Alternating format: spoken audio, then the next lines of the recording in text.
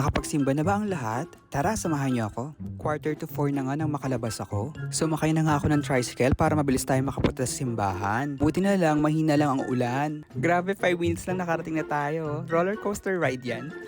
Ayun na nga, may 10 minutes pa tayo bago magsimula ang misa at rumampa muna tayo sa labas ng simbahan. Medyo nahihiya pa ako niyan kasi nagtitingin ang mga tao sa gilid. At dito na rin ako dumaan sa lagusang patungo sa pahalik ng Santo Niño. Habang naglalakad kayo dito, mababasa niyo ang history ng Santo Niño. Nasalubong ko naman ang kakwair ko na nalilito kung anong kulay ng damit ang susuotin. Kung red ba or yellow. Alleluia, Alleluia.